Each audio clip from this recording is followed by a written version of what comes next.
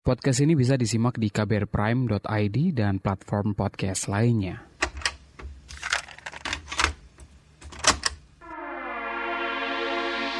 Kamu lagi dengerin Love Buzz bersama saya, Asrul Dwi.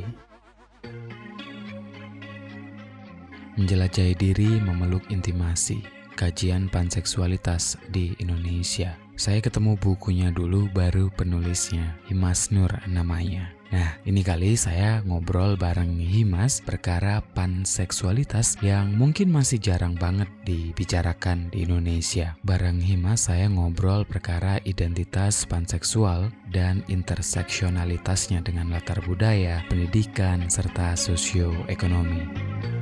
Love Buzz, membicarakan perkara yang tidak dibicarakan ketika berbicara perkara cinta. Kegiatan lo sekarang ngapain? Lagi nulis kah gitu? Yang gue tahu kan lo juga banyak nulis gitu ya di beberapa media juga. Sebenarnya lagi santai-santai aja karena setelah dari Bali terus saya kecelakaan. Jadi masih kerja juga, cuman WFH kerjanya. Aku di sini juga nulis-nulis juga, reporter. Jadi di Bali itu juga sambil kerja, nge-report kegiatan di sana. Dan selebihnya iya sih lagi istirahat, kayak lagi pemulihan gitu selama kurang lebih 1 bulan ini gitu. Tapi aktivitas gimana 1 bulan ini? WFH terus gak kemana-mana gitu dong? Gak cukup pas pandemi? Oh seneng ya? Nggak tahu, mungkin ini ada beberapa yang nanya juga kan, kayak lah ini nggak kemana-mana, kamu apa nggak bosan gitu. Jujur seneng sebagai apa anak INTJ, aku merasa kayak nggak ketemu orang gitu. Maksudnya di lain sisi iya ada musibah kecelakaan, cuman di lain sisi juga nggak ngerasa yang bosen atau merasa harus gimana gitu, karena justru seneng jadi punya ruang privat sendiri selama kurang lebih 1 bulan ini gitu. Paling keluar cuma buat kontrol ke rumah sakit gitu aja. Introvert berarti gitu kan ya. Demen di kamar gitu, menyendiri, ruang privat.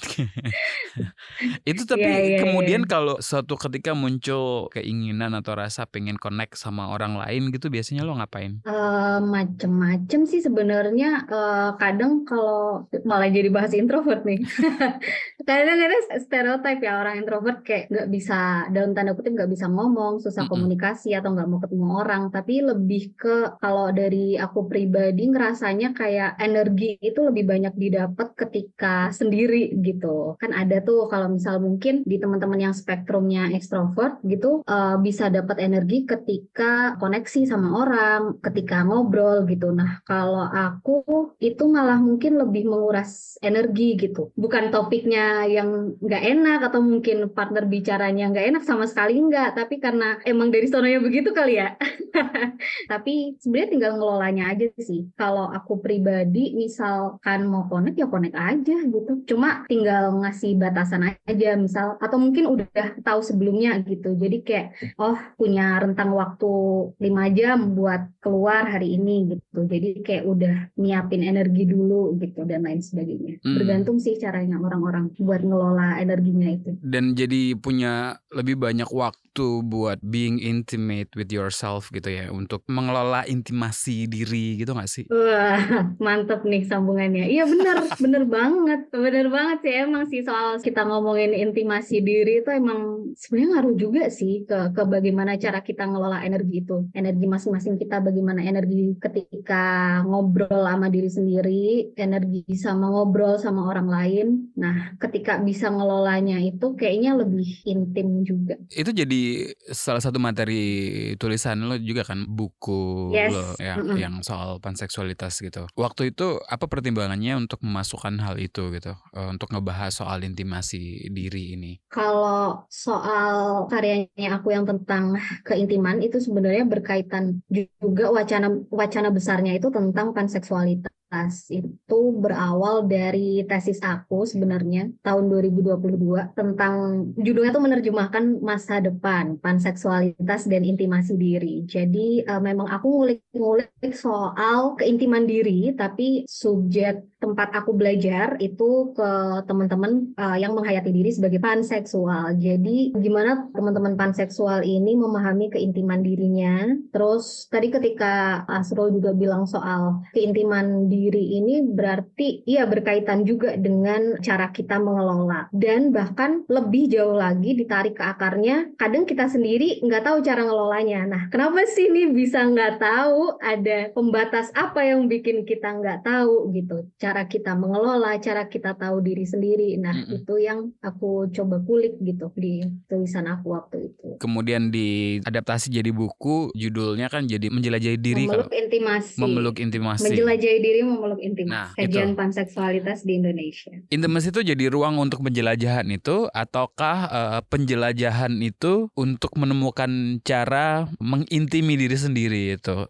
Saling terkait. Jadi kayak nggak bisa satu arah aja. Jadi benar yang dikatain Asrul. Jadi itu dua-duanya jawabannya. Nggak cuma satu doang. Karena ketika kita lebih intim, lebih kenal diri sendiri, kita jadi tahu, oh kita nih dalam hal ini, karena aku ngomonginnya soal keberagaman gender dan seksualitas ya, keintiman diri ini jadi, oh ya kita jadi tahu nih, kita punya penghayatan perasaan, penghayatan diri, dengan keberagaman di dalam diri kita sendiri atas seksualitas kita yang beragam. Nah, ketika kita udah tahu, kita juga bisa balik lagi kepada diri sendiri untuk mencari tahu cara kita lebih kenal ke diri sendiri gimana sih. Terus kalau misal ada yang jahat sama diri kita gara-gara kita kenal sama diri kita sendiri tuh gimana sih gitu. Jadi kayak bolak-balik gitu. Itu kalau temuannya yang ada di dalam buku kayak gimana sih kemudian diilustrasikan? Kan ada berapa 10 subjek atau 10 partisipan gitu ya yang diajak ngobrol dan kemudian jadinya tulisan ini. Iya, ada 10 teman-teman panseksual yang aku belajar banyak dari teman-teman ini. Kalau ditanya soal temuan, sebenarnya aku cukup bingung karena maksudnya bingung untuk nggak kayak ini agak stereotip saintek ya, tapi kayak nggak kayak yang jawabannya udah pasti satu gitu loh. Karena jawabannya beragam juga. Jadi aku bingung, tidak ada jawaban 1-2 kalimat atas temuan-temuan ini. Yang bisa aku bagi adalah di dalam tulisanku ini kan aku berbicara dengan 10 subjek panseksual. Tapi aku juga mengulik keragaman identitas lain yang ada di teman-teman ke-10 ini gitu. Misalkan gak hanya dari panseksualitasnya mereka, tapi juga dari identitas gender, dari keragaman disabilitas, dari pekerjaannya beda-beda juga, terus usianya juga beragam, domisilinya juga beragam. Kebanyakan memang masih ada di Jawa, cuman ada beberapa yang di luar Jawa dan ada yang diaspora juga. Nah, inilah yang kemudian jadi temuannya jadi beragam gitu. Dengan 10 teman panseksual yang sama, itu ternyata punya pengalaman yang berbeda-beda, nggak bisa disamakan gitu. Meskipun sama-sama panseksual, tapi punya marginalisasi atau ketertindasan atau bentuk pengalaman dan agensi yang berbeda-beda karena ragam disabilitasnya berbeda, karena tingkat pendidikannya berbeda, kayak gitu. Kemudian ada pembahasan juga soal monoseksisme ya di dalam buku itu. Itu boleh dijelaskan nggak sih soal itu? Semoga banyaknya istilah yang ada di sini kemudian tidak bikin teman-teman jadi ini edukatif Kak, boring atau apa ya? Karena di lain sisi memang ya itu tadi butuh penjelasan kan ya, gitu. Buat tahu gitu, oh ini namanya apa gitu, ini bentuk ketertindasan ini namanya apa, definisi ini namanya apa gitu. Terus tadi Asrul nyebut soal monoseksisme atau mononormativitas. Sebenarnya mungkin kalau soal diksi heteronormativitas gitu mungkin udah agak kebayang gitu ya, heteronormatif gitu. Heteronormatif itu buat menggambarkan atau membongkar praktik-praktik relasi kekuasaan atau struktur yang di dunia ini isinya heteroseksual semua gitu. Heteroseksisme semua gitu. Pokoknya kalau nggak yang hetero, udah dirajam aja gitu. Ya, intinya gitu ya kan. Nah, kalau monoseksisme atau mononormativitas itu jadi kayak kalau teman-teman tahu istilah monogami atau apa ya, mono itu kan satu gitu ya. Jadi itu kayak mononormativitas itu bentuk struktur normatif yang normatif ada di sekitar kita yang menganggap bahwa dalam relasi seksualitas misalnya kita tuh cuma bisa suka sama satu doang gitu. Misal satu seksualitas aja gitu. Contohnya kita biasanya mendikotomikan atau mengoposisikan di dunia ini tuh orang-orang adanya kalau nggak hetero ya homo gitu ya. Kalau nggak heteroseksual ya homoseksual gitu. Nah, Monokotil dan dikotil gitu kayak kalau biologi. vivipar, ovipar, Iya benar. padahal ada Ovovivipar. ada omnivora, ada Nah, apa sih ini?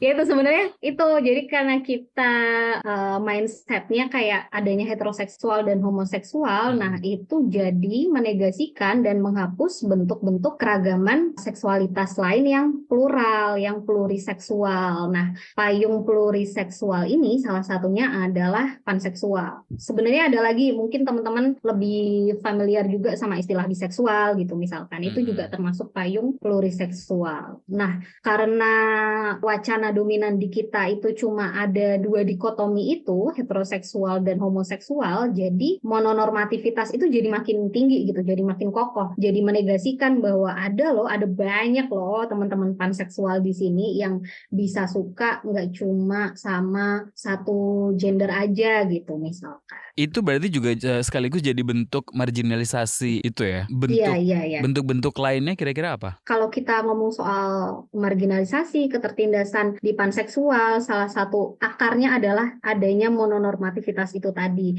Nah, dari mononormativitas itu bisa, kalau di breakdown ke bawah, ada banyak banget kekerasan yang bisa dialami sama teman-teman pluriseksual. Teman-teman yang berada di payung pluriseksual, salah satunya panseksual itu tadi. Misalnya ya kayak panseksual jadi invisible, nggak kelihatan, ketidaktampakan panseksual, kemudian penghapusan panseksual, jadi ada pan erasure, terus ada pembatalan panseksual juga, ada stigma-stigma terkait panseksual, panfobia juga ada, dan itu banyak dialami sama teman-teman panseksual. Cuma karena teman-teman panseksual ini udahlah eksistensinya aja masih belum ada di ruang mayor gitu, apalagi diskriminasinya gitu. Maka dari itu penting buat kita untuk ada visibilitas tentang panseksualitas ini, karena ketika makin diomongin nih wacana soal panseksual, maka akan makin diomongin juga diskriminasi yang terjadi sama panseksual. Sama halnya kayak misal di kita nih di Plus 62 kan udah makin banyak nih, udah makin masif beberapa teman-teman progresif yang menyuarakan wacana queer secara keseluruhan atau wacana homoseksual secara keseluruhan.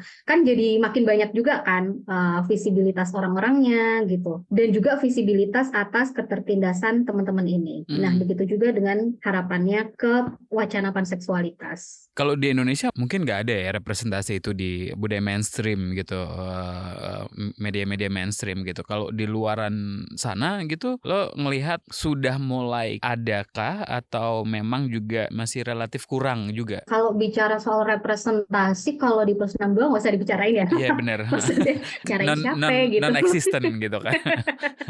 Enggak gitu sih, bercanda doang ya pun sedih amat.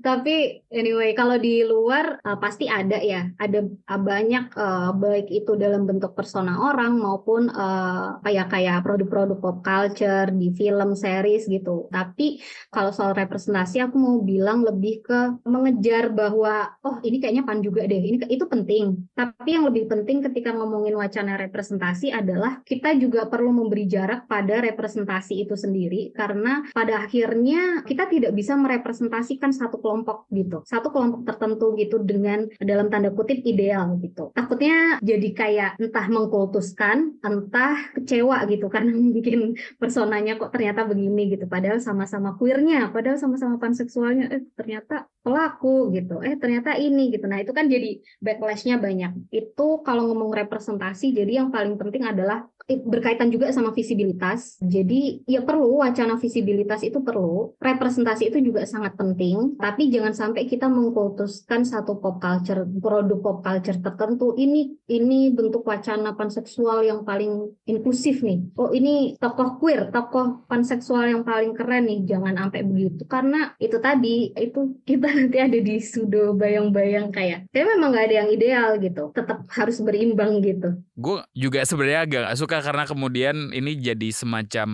kayak ticking the boxes aja gitu kan. Kebanyakan yang terjadi kayak gitu ya. Terus ketika ini nyampe di media pengen menampilkan sesuatu gitu, menampilkan teman-teman PAN, kan gak mungkin semua spektrum itu ada gitu ya. Apa yang kemudian bisa dilakukan juga? Perlukah disclaimer itu gitu atau gimana? Kalau soal media nih, yang mau nampilin karakter queer atau tokoh PAN atau queer nih, maksudnya jadi tokenism apa enggak gitu. Yes. Jadi kayak wah, banyak sekali bahasan kita, karena memang sepenting itu ya, bahasannya banyak banget. Belum juga soal bagaimana kita juga masih internalized heteronormativity di kita juga, yang ya di lain sisi wajar dan valid juga, karena itu udah mengakar di dalam diri kita sejak kita lahir di dunia ini. Jadi untuk membongkarnya sendiri susah gitu, meskipun kita dalam tanda kutip buat teman-teman queer udah keluar dari kotak gitu ya.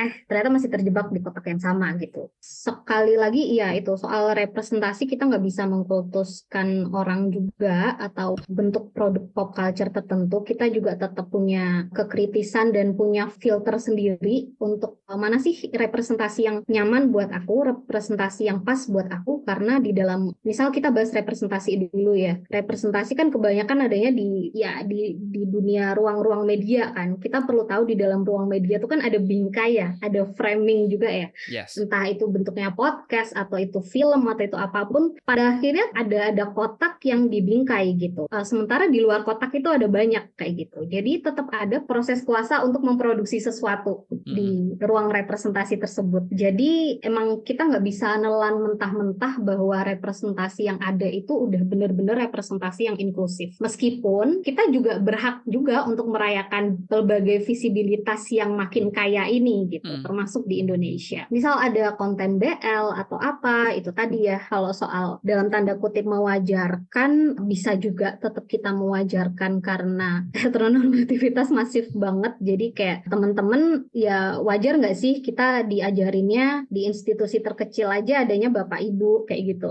Maksudnya kayak kalau kita dengerin lirik lagu cinta-cintaannya cewek cowok, kita nonton film isinya cewek cowok mulu gitu, dengan peran-peran gender yang menyertai. Nah, itu kan jadi ketanam ya, jadi kedoktrin di otak kita, meskipun kita queer, meskipun kita panseksual misalkan, atau dengan keragaman relasi kita yang seperti apa, tapi kita disodori terus dengan peran-peran gender yang itu melulu. Jadi sangat wajar kalau kita masih mereproduksi ulang hal-hal itu. Maka dari itu penting buat kita untuk pelan-pelan membongkar gitu, biar nggak terjebak di dalam rumus-rumus normal yang membosankan itu.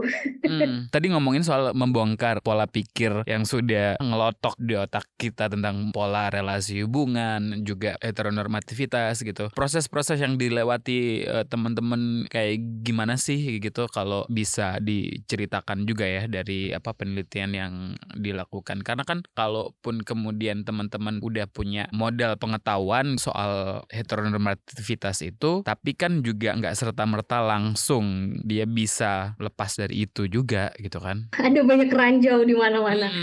Kirain udah keluar dari heteronormativitas, ternyata ada mononormativitas, ternyata ada ranjau-ranjau lain gitu yang perlu kita bongkar. Dan memang ini bukan persoalan individu, jadi karena ranjaunya banyak, ini memang persoalan kolektif dan perlu solidaritas bareng-bareng gitu. Terus kalau dari apa yang aku pelajari sama teman-teman rekan-rekan penelitianku ini di dalam tesis dan bukuku, itu itu ya sama juga kayak unlearning, relearning kayak gitu kan, jatuh bangun juga. Misal ini nih, aku belajar dari salah satu rekan penelitian aku, teman panseksual, dia seksualitasnya panseksual, identitas gendernya transpuan, dan dia ada di Lombok, Mataram. Jadi dia sama kayak banyak di antara kita di queer Indonesia lah ya, queer people di Indonesia yang, atau mungkin queer dalam tanda kutip daerah, meskipun Jakarta udah nggak tahu ya statusnya ya.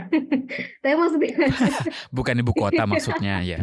Daerah sekarang. iya, Jakarta jadi daerah Benar. semua ya, dalam tanda kutip daerah itu yang kayak ngerasa kayak kalau pindah ke kota yang lebih metropolitan tuh rasanya kayaknya lebih inklusif deh di sana. Aku pingin merantau gitu. Ini sebenarnya sama halnya kayak kita kalau ngelihat luar negeri yang tadi barusan kita bahas, di Indonesia ada representasi PAN nggak ya? Di luar pasti ada deh kayak gitu. Nah itu sebenarnya dalam tanda kutip kecemburuan itu juga celakanya teradopsi juga di kita. Inferiority itu juga ada gitu di teman-teman. Nah kadang ini yang bikin kayak, sekali lagi aku mau bilang bahwa itu valid dan wajar bentuk-bentuk eskapisme itu.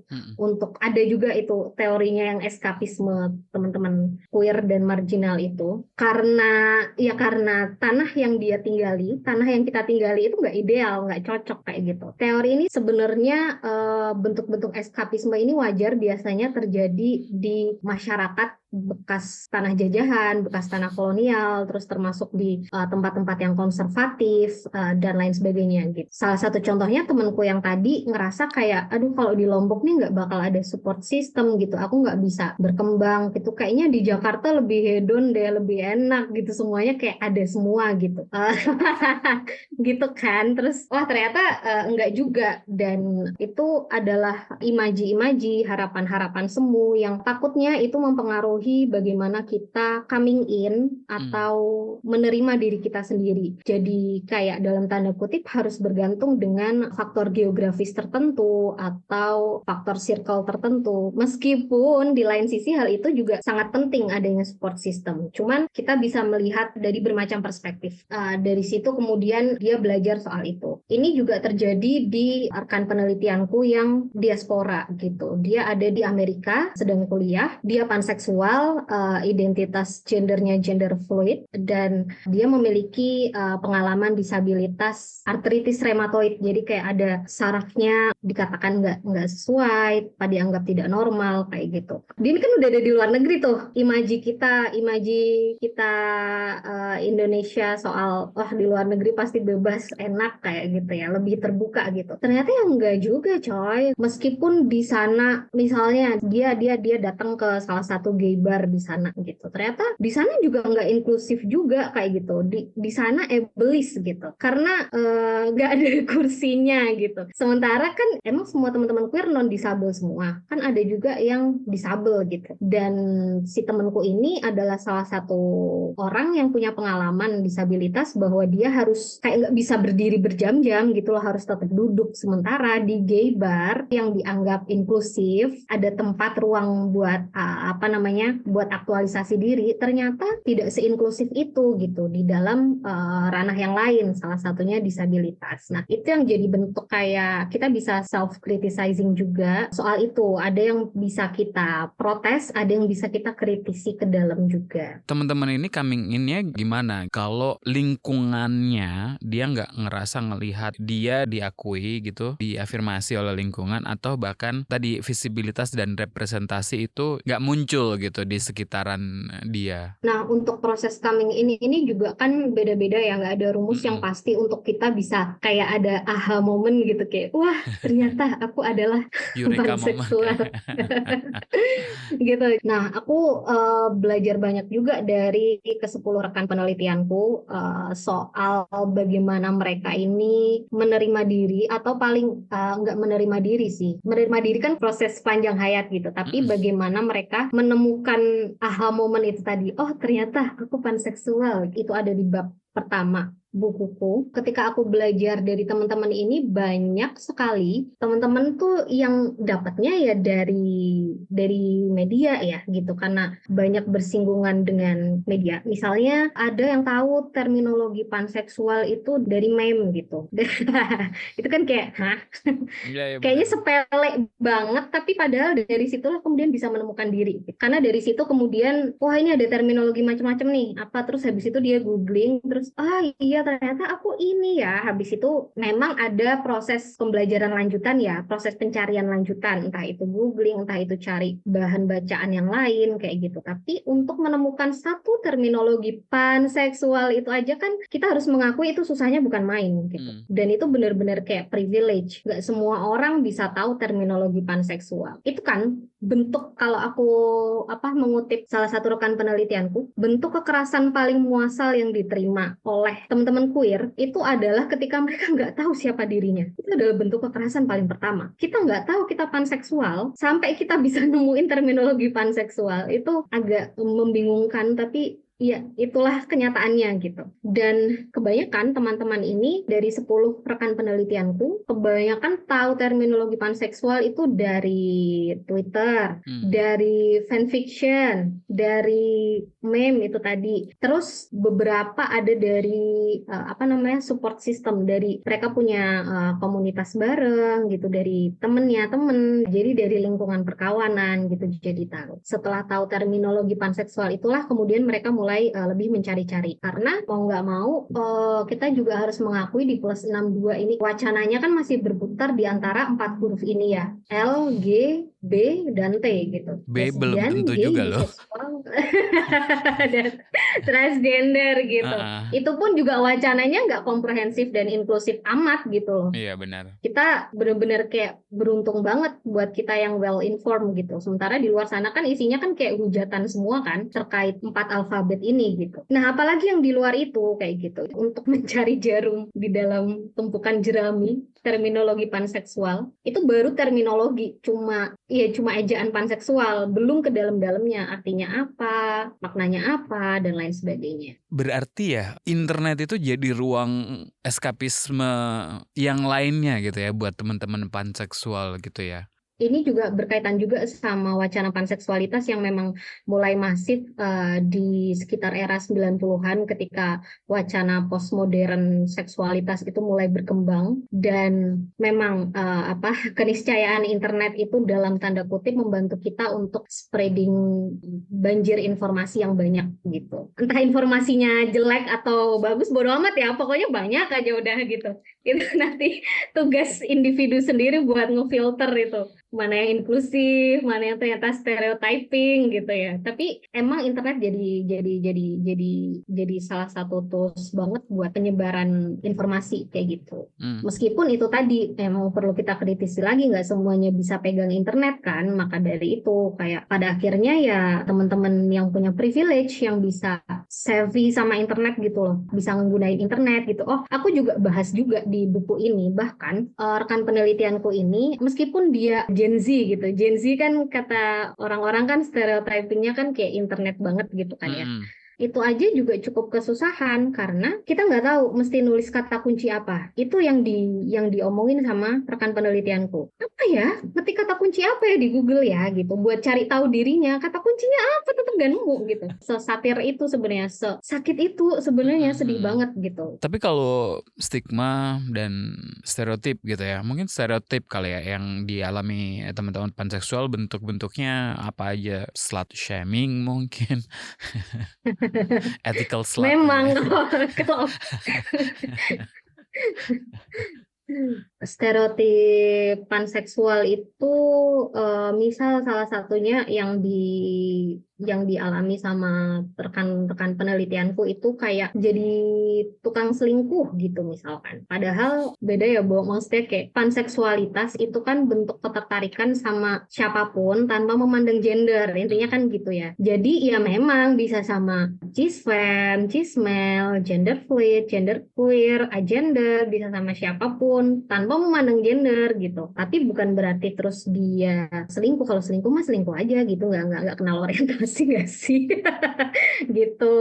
Terus misal kayak ya itu suka sama banyak orang gitu, karena itu tadi itu kan sebenarnya stereotip yang datang dari akar monoseksisme atau mononormativitas itu tadi. Selain stereotip seperti itu, kadang ini yang perlu jadi pembelajaran bareng-bareng. Aku belajar dari rekan panseksualku juga gitu, dia di dalam queer space pun tuh juga masih kayak disingkirkan gitu, dihapus gitu. Misalkan kayak tadi ya, pelabelan awal yang dia kan melabeli awal dirinya sebagai seorang lesbian gitu. Karena belum tahu gitu. Kalau belum tahu terminologi yang cocok apa, tapi perasaannya udah panseksual dari lama gitu. Dari lahir udah begitu ya. Cuma karena baru tahu aja. Nah, ketika dia terus tahu, dia makin mengeksplor, menjelajahi dirinya, habis itu diskriminasi itu datang juga dari teman-teman queer space yang ya kamu nggak suka sama nggak lesbian lagi ya gitu, misal kamu nggak biseksual lagi ya kayak gitu ya, kamu sekarang jadi sama cowok gitu, misal teman rekan penelitianku ini perempuan misalnya ya, padahal dia bisa suka sama siapa aja gitu. Nah tapi ketika kemudian ada di hubungan yang dianggap hetero gitu karena cewek dan cowok, jadinya dapat perlakuan diskriminatif dari teman-teman queer sendiri. Iya, termasuk kan ada juga seluruhan lo ngabisin jatah karena kan lo mau sama semuanya gitu-gitu kan. Oh iya, Atau minimal iya, kok itu lo juga single ada. sih, kan pilihan lo Iya, iya. banyak gitu. Iya sih, itu kayak lelucon yang sebenarnya bukan lelucon, itu malah kayak ngobjektifikasi gitu kan. Kita kan suka sama orang kok malah kayak ada diksi jatah, emangnya apaan? Klepon apa sih? Makanan apa deh? Lah Iya itu kan, dia, itu kan benar. ya itu tadi, makanya kayak emang kita perlu banyak belajar bareng-bareng, karena ketika kita masih ada di queer space mungkin kita juga masih menormalisasi hal-hal yang sifatnya itu tadi, yang bentuk-bentuk lelucon yang seksis, bentuk-bentuk lelucon yang bukan lelucon kayak gitu, itu yang bentuk-bentuk objektifikasi, hal-hal kayak gitu yang masih ke internalize di kita gitu. Jadi memang aduh banyak banget PR-nya memang sih. Kesimpulannya itu ya, ketika selesai Iya. nulis penelitian kemarin. Iya makanya bingung ditanya temuannya apa ya. Merasa menjadi peneliti yang gagal. Soalnya nggak bisa kayak 1 tambah 1 sama dengan 2. Ya temuannya adalah 2, udah nggak bisa. Ini kan jadi kayak penjelajahan diri juga kan, karena kan mengenal benar. banyak hal dan interseksinya ke agama, strata sosial gitu. Nah buat lo sendiri perjalanan ini kayak gimana sih gitu, bawa lo kemana gitu, udah nyampe mana? Iya. Kalau buat aku sendiri, aku selalu merasa banyak banget belajar dan merasa sampai detik ini ngerasa berutang banyak sama teman-teman, khususnya 10 rekan penelitian. Karena kan kayak ngedengerin cerita gitu loh, kayak ya Tuhan, ini aku dikasih kepercayaan buat ngedengerin cerita mereka yang mungkin bisa dibilang traumatis, bisa dibilang ya banyak hal gitu. Tapi kok dia mau cerita buat aku kayak gitu, buat dibagiin ke publik kayak gitu. Jadi aku sampai detik ini tuh merasa berterima kasih dan terharu sekali sama mereka, sangat berterima kasih dan banyak banget ngerasa tertampar. Beneran kayak yang anjir lah gue habis ternyata banyak banget proses dekonstruksi yang ada di aku, yang di awal aku pikir oke, aku nulis wacana panseksualitas aja gitu, secara teori aku udah tahu bla bla bla bla bla, nanti ya bikin begini kayak gitu ya, ntar neliti ini nanya itu gitu. Ternyata di dalam perjalanan mengumpulkan data, dalam hal ini sambat bareng ngobrol curhat bareng sama ke 10 rekan penelitian, itu kayak banyak banget temuannya yang banyak banget nggak kepikiran kayak gitu, karena interseksionalitas itu tadi ya, aku jadi nemuin macem-macem gitu, dan itu aku banyak tertampar, banyak banget hal-hal yang harus aku itu tadi relearning lagi, kayak ini berarti selama ini aku salah ya kayak gitu. Di aku sendiri aku ada proses refleksi yang ada malunya, banyak malunya juga, malu sama diri sendiri gitu, karena ternyata nggak boleh kayak gini ya, ternyata kayak gini ya, ternyata aku kurang kayak begini ya gitu. Ben. Tapi selain malu, tertampar gitu, paling banyak sih emang makasih banget karena ya buat aku itu kayak aku belajar bahwa menempatkan subjek penelitian itu sebagai rekan gitu. Karena aku sendiri juga cukup kesel ketika ada teman-teman peneliti yang lain yang bikin topik soal queer itu cuma kayak buat komodifikasi doang gitu loh. Aku tidak menutup diri dari misal aku masih mengobjektifikasi atau ada tokenisme tertentu kayak gitu. Sangat ingin untuk belajar untuk mendekonstruksi itu semua. Tapi aku juga mau bilang kalau aku kesel banget karena aku cukup banyak menemui juga dalam hal akademia ini juga penelitian banyak soal queer tapi jadinya kayak dikomodifikasi doang gitu, kayak jadi narasumber tuh jadi objek penelitian aja gitu, nggak dipikirin gitu apakah ketika ini dipublikasi ini udah pakai nama samaran belum sesederhana itu, atau ini udah konsen belum kayak gitu. Apalagi mitigasinya gimana ketika teman-teman ini bercerita tentang traumanya, itu juga yang jadi ketampar di aku karena pada waktu itu aku belum memikirkan soal mitigasi dan aku mengakui itu aku juga salah di situ karena ketika ngomongin ini kan pasti ada banyak hal-hal yang bikin triggered ya gitu Iya ya. benar. Apakah kita sebagai yang punya media, dalam hal ini kan aku punya media untuk nulis tesis atau nulis buku gitu, termasuk kita yang punya pemilik kuasa ini untuk jadi narasumber, untuk menjadikan mereka narasumber nih udah mengakomodasi mental mereka belum ketika kita nanya-nanya nggak tahu diri nanya-nanya gitu kan ya, terus ini bikin trigger apa enggak kayak gitu, terus ada mitigasinya enggak, ngasih pendampingan psikologis enggak kayak gitu. Itu aku baru belajar banyak melakukan kesalahan dan baru belajar dalam proses ini gitu. Sensitivitas dan interseksionalitas itu mungkin jadi hal yang penting ketika kita ngomongin soal inklusivitas dan keberagaman gender dan seksualitas. Itu yang masih kurang rasa-rasanya ya, karena kan ya sayangnya sih emang masih sebatas tatarannya di awalan identitas. Permukaan aja. Iya masih banyak banget. Aku bisa tegas bilang masih banyak banget gitu, kayak penting banget. Kalau enggak sama aja ngobjektifikasi teman-teman sendiri dong, cuma buat kapitalnya kalian gitu, cuma buat engagementnya kalian kayak gitu. Jadi itu juga perlu diperhatikan apakah kemudian penelitian ini bermanfaat buat komunitas yang kita bermanfaat nggak ya. Aku jadi ikut refleksi ya Tuhan, aduh apakah bermanfaat buat teman-teman, apalagi ketika penelitiannya topiknya topik marginal ya di Indonesia ya gitu kan. Jadi itu perlu diperhatikan banget. Tapi selama penelitian waktu itu gimana? Kan ini kan buat master lo kan ya? Iya, ini buat tesis aku ya. Kampus kok ngebolehin? Kajian budaya ya emang, apa kajian gender juga? Gender studies atau? Prodiku di kajian budaya dan media. Jadi emang beruntung banget sih karena dapat dosen pembimbing yang terbuka dan seinklusif itu. Jadi udah Mbak dilanjutkan aja gitu. Ya udah gas lah ya.